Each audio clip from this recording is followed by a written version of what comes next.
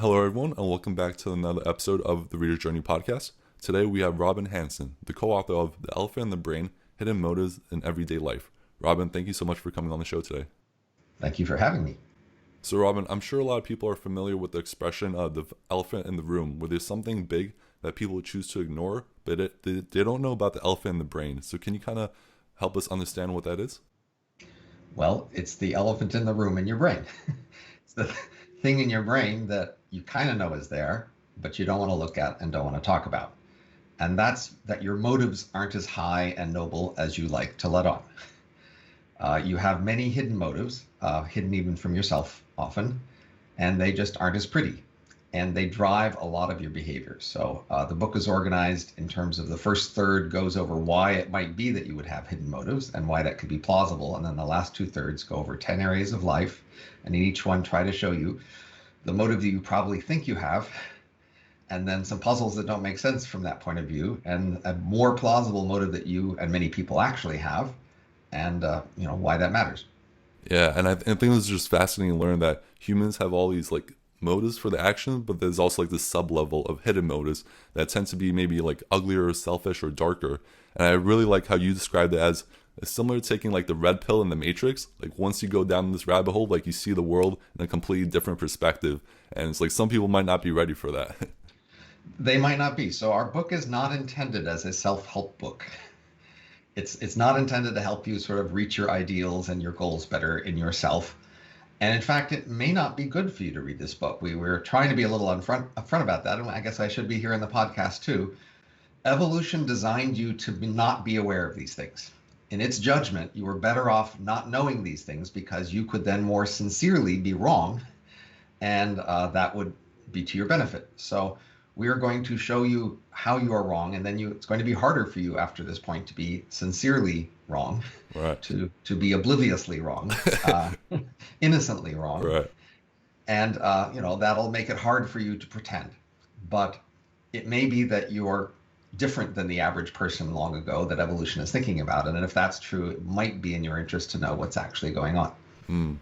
Yeah, and before I read this book, I was wondering like when I asked like people I respected or like people on Twitter like what's a great book a lot of people don't know about or don't talk about, and like every few months I kept hearing your book's title come up in conversation, and then I was super curious like why aren't more people talking about this book if it's such a good book, and like that explains why. It's like we have these ugly motives that we don't want to talk about, and like you share is like when you try to bring this up at like a dinner party, kind of sucks the air out of the room, and a lot of people don't want to talk about like these dark motives. It's true of a lot of kinds of hypocrisy. So humans are hypocritical across a wide range of topics, and they're often kind of aware of it. And if you bring it up, they won't, denounce you and disagree strongly. They'll just change the subject and pause and wait for it to go away. Right. So before we dive into this like rabbit hole, I think a good place to start before we talk about humans would be talk about like our close relative, which is like the primates. And I think we could all relate to like going to the zoo and we see like monkeys grooming each other. And I always thought it was like, oh, it's like a hygiene thing, or maybe they're looking for bugs to like get a little bit of nutrition. But there's actually like a deeper motive to that, right? Right? Yes. I mean, obviously it does help clean them, and they do get some nutrition out of it. So in general, for all these hidden motives, the motive we claim to have will actually have some degree of truth. It works as an excuse because it's plausibly sometimes true. So if a kid says the dog ate my homework, they may be lying, but they use that excuse because it might be true. No one says the dragon ate my homework because nobody believes that. So similarly, these sorts of things like picking the bugs and dirt out of somebody's hair, they have a plausibility. It makes some sense. But in fact, when we look at primates who spend a lot of time grooming, is just not correlated with how dirty they are or how big their backs are to pick the dirt out of. But what it is correlated with is how big their social groups are. And so that's a big clue telling us it's more about politics and bonding and association. Basically, whoever you spend time cleaning their back, that's your bud, that's your ally, that's your associate.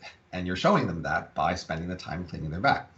Yeah, and it's really surprising to learn, especially that like the amount of time they spend grooming is not so correlated with the amount of fur they have, which like that's like gives you pause and it's like, okay, there's something else going on there. And like how you explain in the book, it comes down to like politics and relationships.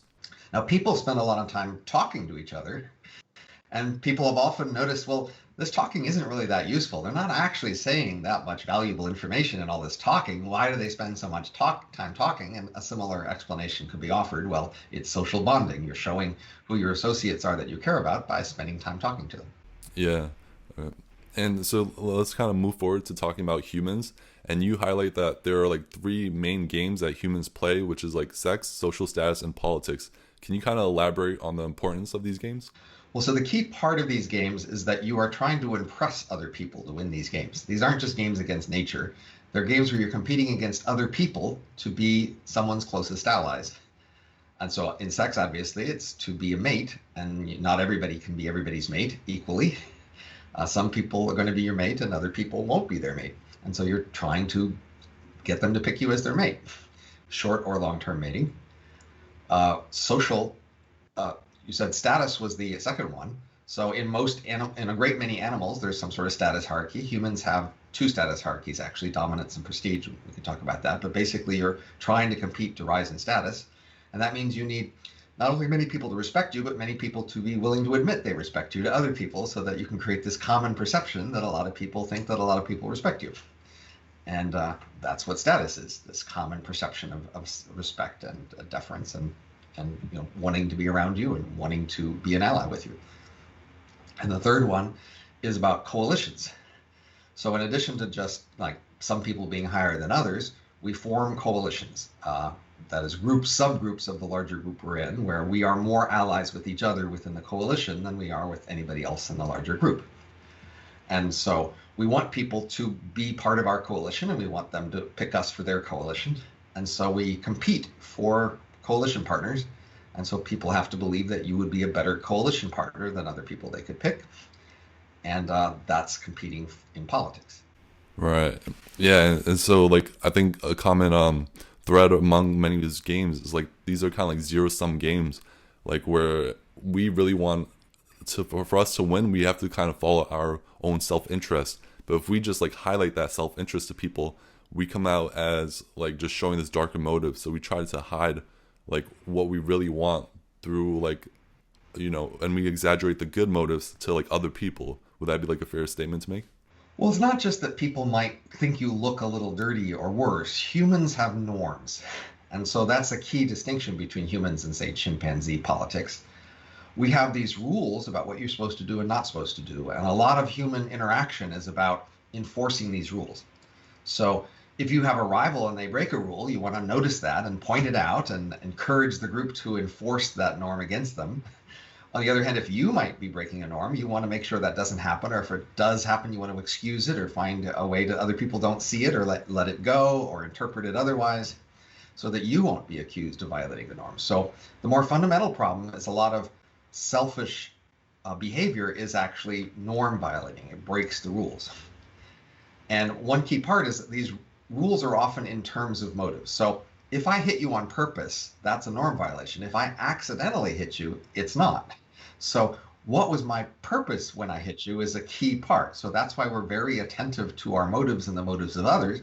And in fact, we'd say your conscious mind, its main job is not the president or king of your mind. It is the press secretary. Its job is to watch what you're doing all the time and always be ready with the story for why what you were doing was good and didn't violate norms. And that means it has to have a story about your motives. And those don't need to be the true motives. And of course, the press secretary often does their job better if they don't know what the president is actually doing or why. Their job is just to put a good spin on it. And that's what your job is in your conscious mind, is to put a good spin on your behavior. Yeah, I found that really fascinating. Like you talk about in our brain, we have this kind of like press secretary where we sometimes hide like the true motive from ourselves. So that way it makes it easier for us to like give a counterfeit reason or like a different reason to kind of like throw people off track so that they don't know exactly like why we're doing something. Although it's not necessarily to throw them off track, but to give them an excuse to excuse us if they feel so inclined. So for example, we talk in the book about this old norm of there's a law against drinking alcohol in public. But if you drink alcohol in public with a paper bag over the bottle, you can get away with it. Now, police who see you holding a paper bag in public and drinking out of it, they know it's alcohol. And if they were so inclined, they could come up and, smell you or, enforce the rule. But they're looking for an excuse not to enforce the rule because they don't think that rule is very important and they'd rather be around doing other things. And so you just need to give them an excuse not to enforce the rule. So this is also true with many people around us. They often know that we're somewhat lying about our motives. And they know that if they dug into it, they might be able to expose it, but they're not very inclined to do so because they may be our allies and associates. So we just need to give them an excuse not to enforce the norms. But if we blatantly violate the norms right in their face, they feel like they'd have to do something about it because otherwise they could be accused of not enforcing norms. So a key norm we have is that you're supposed to enforce the norms. If you see someone violating the norms, you're supposed to do something. So you have to give the people around you an excuse to say they didn't see it.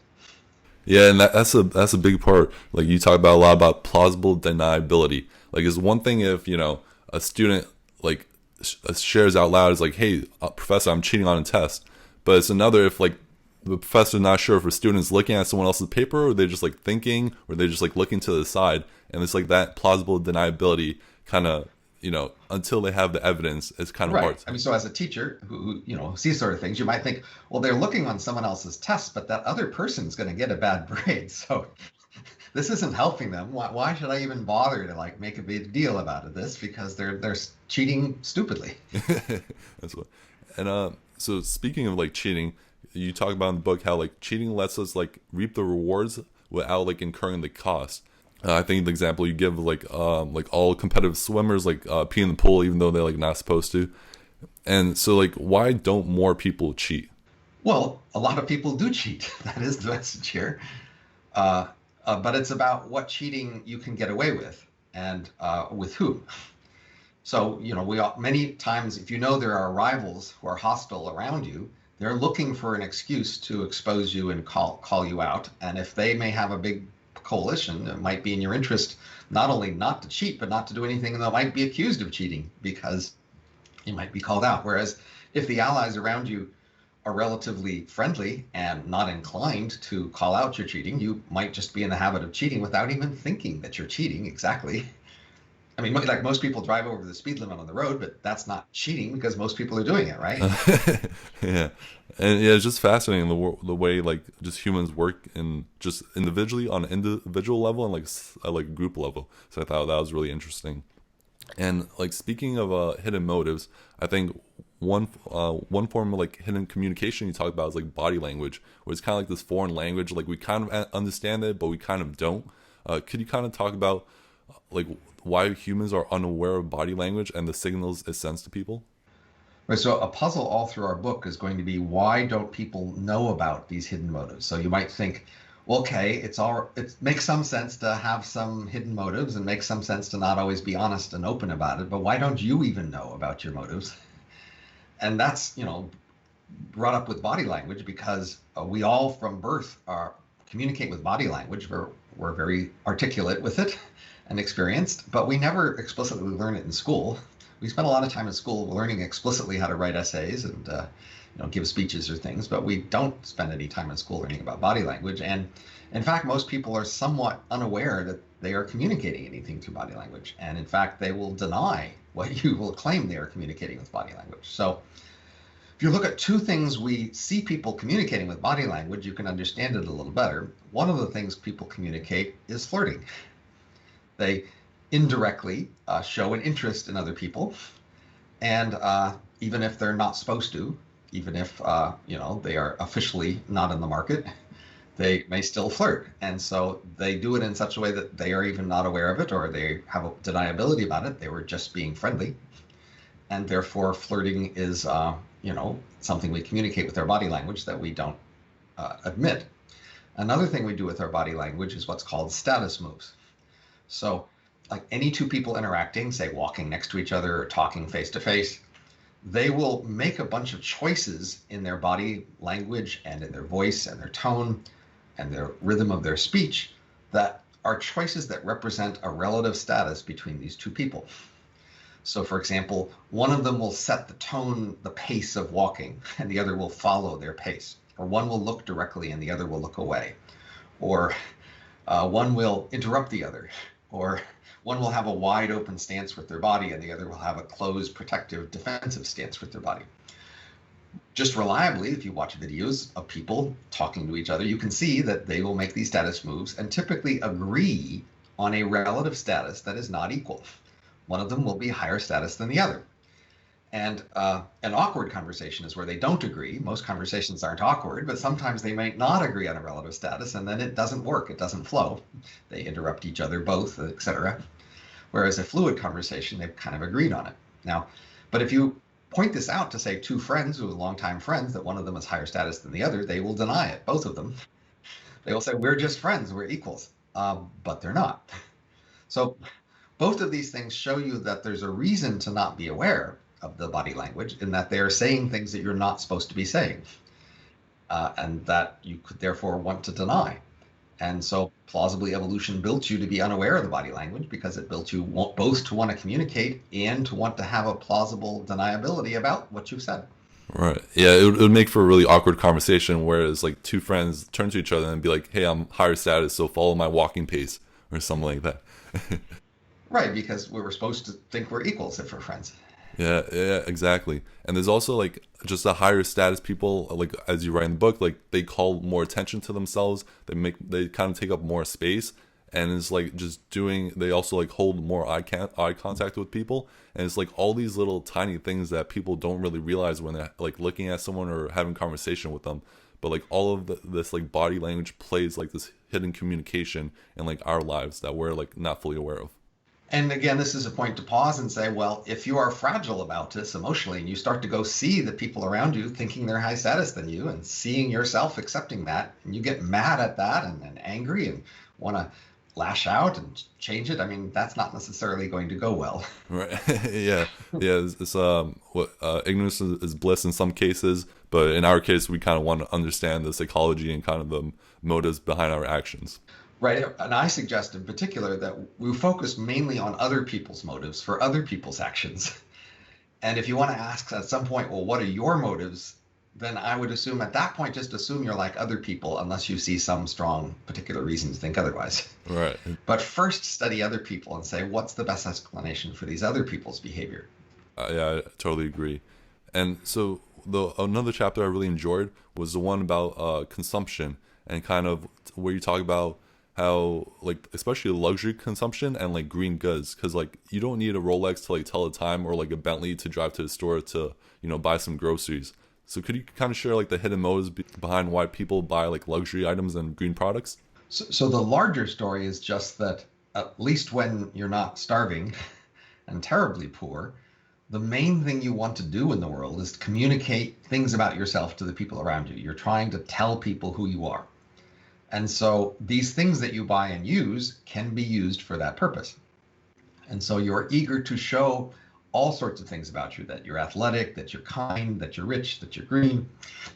And you want to show these through everything you have, but you don't want to be too obvious about it and direct. You don't want to just hold up an I am a green sign, because first of all, it seems to suggest you care too much what other people think about you, and nobody's supposed to really care that much what other people think, although they really do. And but with other things you can communicate indirectly. So for example, we discuss in the book an ad for a beer. And there's this beer ad that basically just shows the beer on a beach. And it doesn't tell you the price or the taste or the saltiness or the sweetness or the alcohol content or the quality of construction. It just shows you a beer on a beach. And you might think, well, any beer could be put on the beach in an ad. Why is this a reason to buy this beer? Well, we'd say the reason to buy that beer is you think that lots of other people also see the beer on the beach ad, and they now associate the beer with the beach. So if you want to say, I'm a beach person, holding this beer is a way to do that. Mm. And the ad is just creating this language of ways that you can communicate and talk about yourself through the things you hold and have. And so you wear certain clothes, you drive certain cars, you have certain watches, etc. And without advertising, these would be more impoverished languages of communication. People wouldn't know, what am I supposed to think about that shiny watch you have? But if we see an advertisement that says, this is a watch that rich people have, well, now I see your watch and I can think, well, you must be a sort of person who can be a rich person because you have this watch. And that's the idea, is that we are eager to communicate many things about ourselves, not just our wealth or our intelligence or our knowledge, but our athleticism, our connections and ties, our associations, our personality, our beachness. Right. Yeah, and I was really like I studied marketing. I always wondered like why do some companies advertise like a Rolex billboard in like a neighborhood where most people probably can't afford it, and it's like to enforce this idea of luxury, because it's not enough that the watch is expensive, is that everyone has to know that that watch is expensive, and that way people understand that symbol and the status behind it. Right? The ads need to go to your audience. If you buy the product, you want to know that the audience will interpret the symbol correctly, and so that audience needs to see the ad. Right. And I think another point you make is that since like a lot of these goods are expensive, it's hard. It's an honest signal. Like it's easier to say like, oh, I'm wealthy, but it's hard to actually drive a Ferrari, because that actually shows people that you are wealthy. And it's this idea of, if you're able to like waste your resources or spend your resources, you're kind of showing it to other people that you have so much like resources, you're okay with spending some of it. So sometimes you show how much money you have, other times you show how much time you have, or even how much trouble you're willing to put up with. So if you have a green car that doesn't accelerate very well, people can see that, well, you're willing to put up with that lack of acceleration or the lack of the trunk room in order to show that you're green. If you hold up the beer, then you didn't hold up the mountain beer or the ocean beer or the, sports beer. You chose the beach beer, and that was a choice. You can't hold them all up. You have to pick one, and then it displaces the others. Yeah, it's not only just for showing it to ourselves, but showing it to like other people, and especially like with the beers, like I buy this beer because I'm this kind of person, and this is kind of what I want to represent or to show to other people. So this is a nice example to think about. Well, to what degree are people aware or not? So most people are aware of conspicuous consumption, right? Most people are aware of the idea that not everybody buys everything for pure practical value. They know that they choose their cars and their clothes for appearance, right? And so surely people know that that's true about themselves as well. But if you point to any one thing they have and say, why did you buy that? They'll almost never tell you that it was trying to create a good impression in other people. They will tell you some more intrinsic thing that they liked about the product. So are they aware or not? Well, there's a sense in which there's just intermediate range of sort of dim awareness that's easily pushed out of your head because you don't want to think about it, even if in some fundamental sense you are aware. That's a really fascinating point. So for anyone who may be listening that kind of doesn't believe that there's kind of like a deeper motive behind some of our actions, I think the chapter that makes it like undeniable is the one about charity. Because I was like shocked to learn that only like 1% of donations are anonymous. Because you would think that people who donate to charities want to do good, and kind of they just want to do good and nothing else. But the fact that only 1% of these donations are anonymous kind of tells you a little bit something, that there's like another story behind this. And that's only official anonymousness. So a great many anonymous donors make sure to tell their friends and family that they were an anonymous donor. They're not anonymous to their friends and family. They're just anonymous on some official list. Again, to be truly anonymous, you'd have to not tell anyone, not even your accountant, right? No one would know, but that's not true. And even so, even the charity themselves, if you get an anonymous donation, they may well gossip among themselves about who gave the anonymous donation. It just won't be officially published.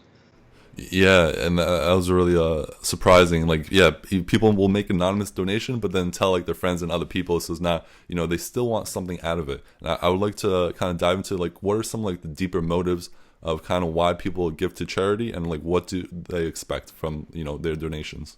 Well, there is a connection, as always, in all these cases. That is, the motive they'd like to claim is they want to help. And it's not like that's zero. So we're never claiming here that there's no weight to be put on the claimed motive. We're just saying that it's a lower weight than people would like to suggest. So more fundamentally, you might think you want people to think of you as someone who wants to help. So you might think, well, that's not such a terrible thing, because if in fact you do want to help, then if they know that you do want people to think of you as that, they just want you, you're saying, well, I just want people to know that I'm a good person. I am a good person, and I want people to know. And that's not such a terrible thing, is it? Well, no. But it turns out that in many kinds of charity, we don't like people who are too calculating about it. People who sort of work out who would be the most, who could benefit from their help and where they might be and what form that help could be, because we don't find someone who's calculating about their charity to be very reassuring about their charity. So what we really seem to like is somebody who, when they just see someone in front of them in need, feels this urge to help, feels this urge to just do something about it, even if it's not the most helpful thing they could do for anybody. They are just very responsive to a person in front of them. And if you think about it, that should reassure your friends, because their main agenda might be, if they were in need, would you help them? If you have this habit of calculating the person in the world who most needs help and helping them, that's not going to help them. They're very unlikely to be the person in the world most in need. But they might someday in need, and they might put their need in your face, and they're wondering, if I show you that I'm in need someday, will you help me? And so that's why it's much more reassuring to see someone who just wears their heart on their sleeve and just responds to needs they see directly without calculating too much. Right, and I think you call in the book like the proximity effect. Like, we're more likely if we see someone, close by that needs help, or go like rescue them. But meanwhile, like in third world countries, there's a lot of people that need our help, but because we don't see it, we don't really act upon it. Right, but that works with respect to our hidden motive, even if it doesn't work so well with respect to the motive we think we should have. Yeah, and just going back to this point, like, we don't want to just be generous, we want to appear generous and kind of get the rewards from it. And it's really just counterintuitive to think, like, if we calculate which charity is more effective, it kind of like backfires on us. But you would think like you would want your money going to the charity that's like saving the most lives or doing the best work. But it's just fascinating how like humans kind of have like this, something that kind of wants them to not be optimized, like their charitable givings in a way. Now, many people notice these inconsistencies, and they're willing to point them out with respect to their rivals or other people, but they're just less willing to point them out with respect to themselves or to own up to what they imply about themselves. And this is true for our hidden motives all across our lives. Yeah. And so going to like another hidden motive, one that I also found really interesting was conversation, because I'm sure like I'm like most people thought like conversation was really just to share information, just like tell a story or like have an enjoyable moment. But there's actually like a lot of deeper motives to like speaking. Is that correct? So if we were to just talk because we were sharing information, that has a number of predictions that don't actually hold up. So one prediction is we talk about important things. The most important, valuable things in our lives would be the things we talked about the most, because that would be the information people would want to get. We would be more eager to listen than to talk.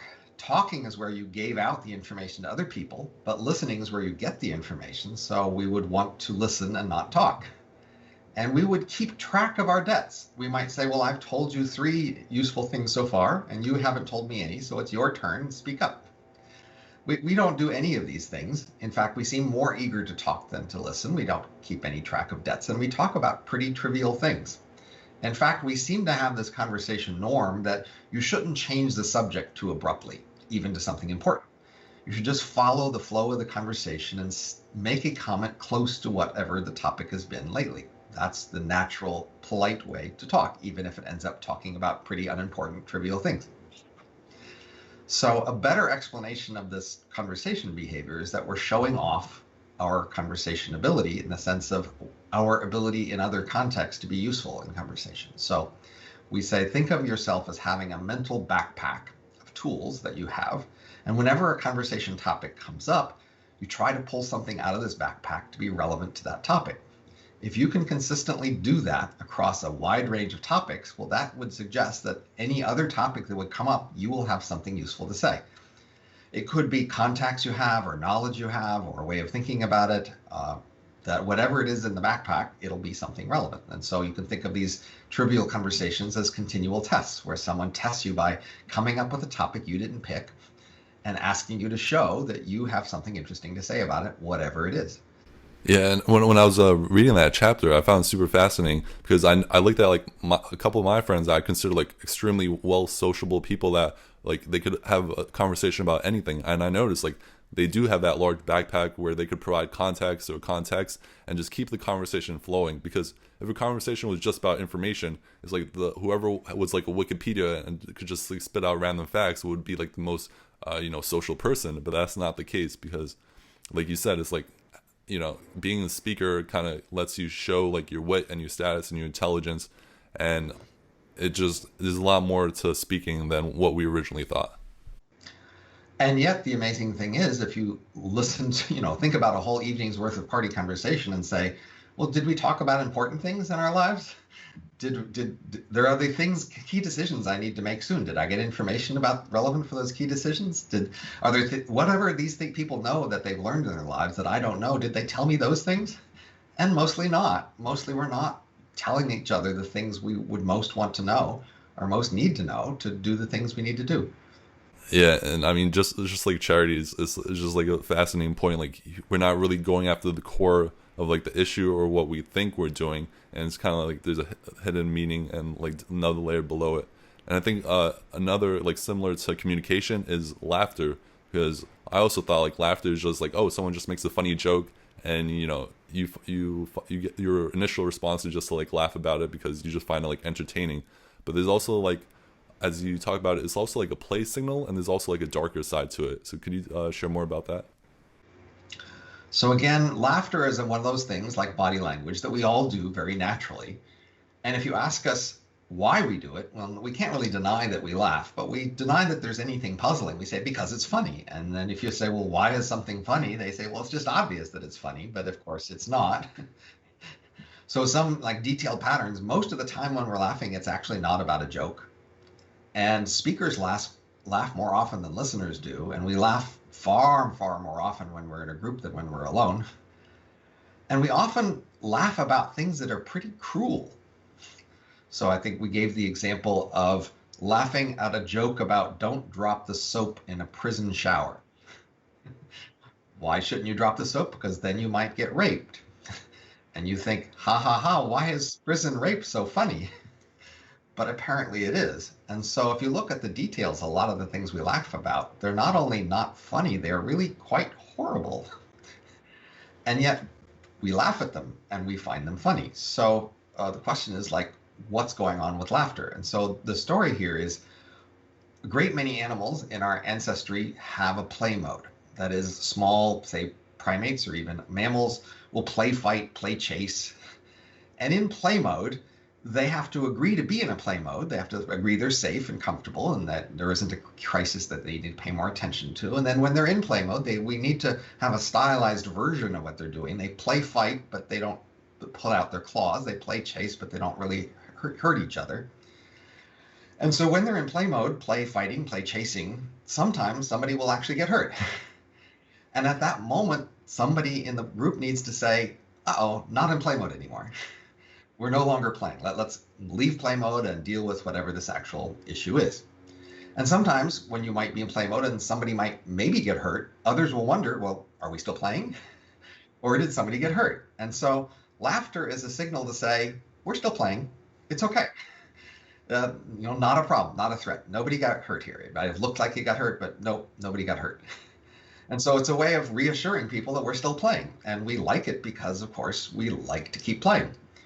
And, being thrown out of play mode is somewhat jarring and threatening and less safe and less comfortable. Now, humans are very social, and so a lot of our play is about social interactions. So we have all these norms and things we're supposed to say and things we're not supposed to say. And sometimes we break those rules in play mode. That is, I pretend to insult you. But if it's in play mode, you're supposed to take it as play and not take it as a real insult, even if, of course, it is a real insult. And so that's part of the darker mode here, is that people often use, can't you take a joke? Didn't you know I was just joshing? As a way to sort of do mean things to people without, acknowledging it, and even forcing them to not acknowledge it, to say, only a weakling would take that personally. Surely somebody who was confident would shrug that off and laugh at it. And so, we can actually use this play mode as a way to pretend to be playing when we're actually being serious. Yeah, I think it's just like super fascinating to see it. Like, like see laughter as like a play signal. Like with my friends, like we wrestle every now and then. It's like sometimes someone will get injured, but we'll like laugh about it, so we know it's like, oh, it's okay. It's not like anything super serious. And also, yeah, like especially like between guys, like they'll tease each other, and if they're really good friends, then they'll laugh about it. But when someone new tries to do it, it's kind of like a violation of that social boundary, because like I don't know you yet, and you're trying to like make a joke over here about me, and it's like we're not on that like social level of connection yet. Right. I don't trust you in play mode yet. I mean, play mode requires a certain degree of trust, and it's a kind of intimacy. Basically, it's you're making yourself vulnerable, and you're saying, I trust you when I'm vulnerable here because I don't expect to actually get hurt. Right, right. And so we learned that we have all of these like more motives than what might be on the initial level. And like as you talk about in the book, like this isn't like a self-help book, but there are kind of like things we could learn about the elephant in the brain, and like we could use some of the information in this book to like better our lives and a society at large. So could you share some of like the answers you share at the end of the book? Like how can we kind of remember this information, kind of like apply it or keep it in mind like as we go throughout our life? So remember that the key point is evolution designed you not to know these things, to be only partially aware and easily able to forget your awareness so that you can plausibly deny any of these things. That's how evolution built you. So to the extent that you're in exactly the sort of environment that evolution anticipated, well, that's probably right. Now, of course, that's in your interest, not necessarily a community's interest. You might want to be more aware just so you could be a little more altruistic and caring about other people about these things. But for your selfish interest, you probably don't want to know. But evolution could be wrong about who you are and where you are today. So, for example, you might be a manager or a salesperson for whom it's especially important to understand the motives of your subordinates or of your clients that you're trying to satisfy. And so for you, it might be especially important at least to understand their motives and even your motives with respect to their motives. Maybe if you're a boss and you realize you're a little too domineering, you might realize, well, you have this motive to be domineering, and maybe that isn't ingratiating yourselves to them. And maybe if you understood their motive not to be dominated, you might better understand that you would get along better if you would back off on that, even if you have a motive to dominate. Similarly, you might be a social scientist who his job it is to think about this world and the social world and how it works, and to try to think about ways the social world could go better. So if you have just misunderstood key parts of the social world, such as politics or medicine or education, you will just go wrong on your key recommendations because you will have made a mistake right from the beginning about assuming, say, that school is about learning the material, about medicine is about getting healthy, or politics is about making better policy. It's easy to make those assumptions. They're natural assumptions that most everybody makes about themselves and other people. But if they're wrong, your policy analysis will just go very, very wrong. And finally, you just may be nerdy like me, somebody whose intuitive sense of how to get along in the world just isn't as good as other people's. It misfires a lot. You just misjudge what other people are doing and why, and what would be, make them like you way too often compared to other people. So for you, it might be better to have a conscious understanding of the world and yourself in it to substitute for this intuitive understanding that you lack. Yeah, and I think personally, like, especially that last point, really kind of my motive for reading the book, because I feel like one of the reasons I studied psychology, because I became fascinated by like why people do certain things, and like your book is all about kind of providing this kind of mental model, or like further, provide examples and research to help people understand why some people do the actions they do, and especially like how people operate in society and like in the social level. And I think your book did an excellent job of like highlighting kind of the reasons for actions people do, and like the deeper motive behind those actions. So let me comment on how our book is or is not psychology. So our book was classified as psychology in the sense that it has a psychology editor and some psychology referees, and it's in the psychology section of your bookstore or online or whatever, and it had psychology people who reviewed it at major newspapers, etc. So in that sense, it's a psychology book. And from the point of view of psychologists, they say our key main point, which is people have hidden motives, is well known and well accepted. So it's not very original, even if it's perhaps well written and well organized. But our main point is the second two-thirds of the book, where we apply this idea to 10 areas of life. And those are not psychology areas. Those are other areas of life. Other specialists look at those areas. And we say those people have neglected this insight. People who study conversation or politics or education or medicine or charity or art, those people, when they are making theories of those areas and understanding that behavior, they have neglected this possibility that people have just been wrong about their motives. And so we think there is something original and new to say to those audiences, because psychologists don't much study other areas of life and how psychology applies to it. They just think about it in terms of the more general abstract psychological mechanisms. Yeah, totally. I would agree. It's not like any other like kind of psychology related book I read, and it's like this hidden gem of great information that people don't really want to share or like talk about it. And I think you kind of mentioned this earlier, and I also want to like expand more about it, is about education, because I think most people view education as this kind of system to inform people and teach them how to think critically, but it's more about this kind of signal to the world and like a filtering process for companies to like hire people. So could you just share like a little bit about the educational system? So that chapter in our book is cribbed a fair bit from my colleague Bryan Caplan's book, The Case Against Education. So you could, for a longer treatment of that, you can go into that book. But basically we'd say the usual story people will give about why they go to school is to learn the material. Classes are organized around some material. There's a textbook, there's lectures, there's tests. And so it looks like you're learning material. And why would you be learning material? Because the material is useful somehow later. You will later on draw from the material some skills that you learn in the process of learning that material will be useful later. So first thing to know is people hardly remember any material they ever learned at school. And the few things they do learn are just not very useful. So there's just a very basic puzzle there, and why you bother learning all this less useful thing. Another thing is that even so, people get paid more if they go to school. And even on jobs where it's really clear they don't use it, like being a bartender, bartenders who went to school get paid a lot more than bartenders who didn't go to school, even though school teaches you almost nothing about bartending. And you get paid more if you complete an entire program of, say, high school or college, all 4 years. If you just get 3 years, you get paid a lot less. So the marginal value in pay for completing that last year of high school or last year of college is about 3 times as much as each of the other years. But you don't learn more in that last year. You just finish up the program. So our story, Bryan Caplan and ours in the book, which our book is, by the way, co-authored with Kevin Simler, and a great co-author, even if he's not here in the room right here. Our story is that it's more about showing off your positive characteristics, including not only how smart you are, but also how conscientious and organized you are to get things done, and how conformist you are, just willing to do the standard thing that people expect you to do if you want to get ahead of the world, which suggests good things about how well you could work in a modern workplace later on, should you be assigned to do ambiguous tasks that require a bit of intelligence to figure out, that are somewhat boring, that are to be done just how everybody else does them, and to be done on time without any complaining or even much need to ask questions.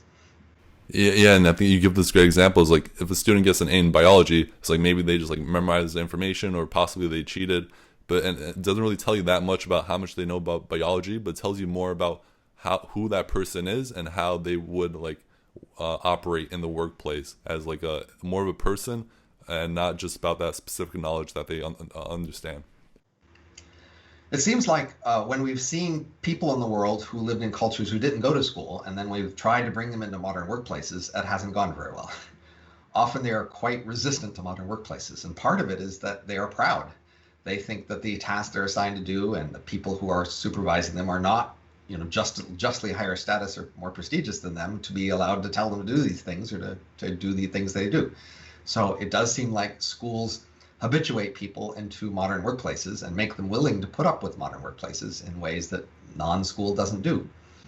Yeah, and it's just another chapter where it's just fascinating to learn kind of like the motives and kind of the reason why like that kind of system exists, and like what people are kind of expecting of it, and like how it like fits into like society as a whole.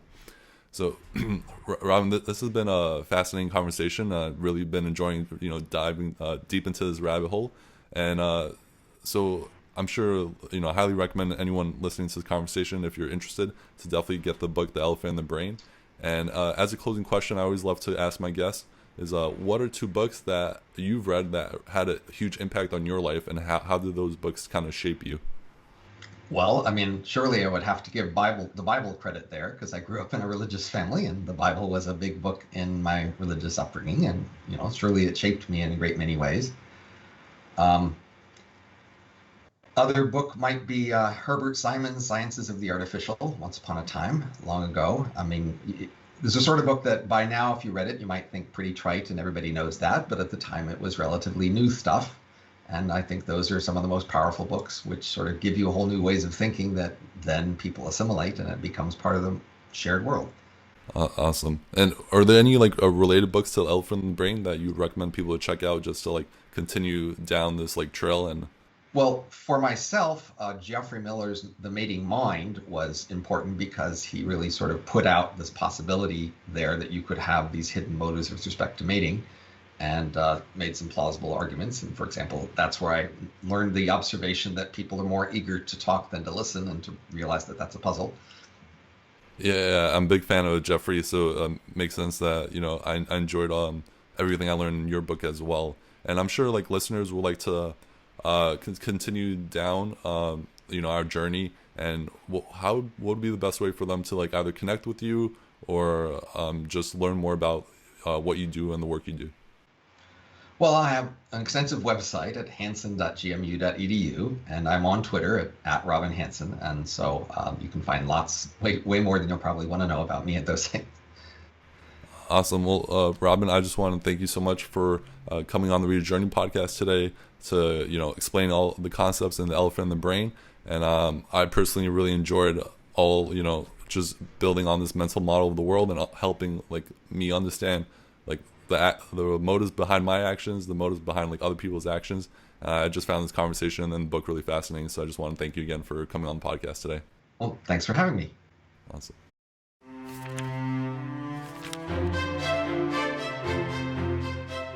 Hey everyone, I hope you enjoyed this episode of The Reader's Journey.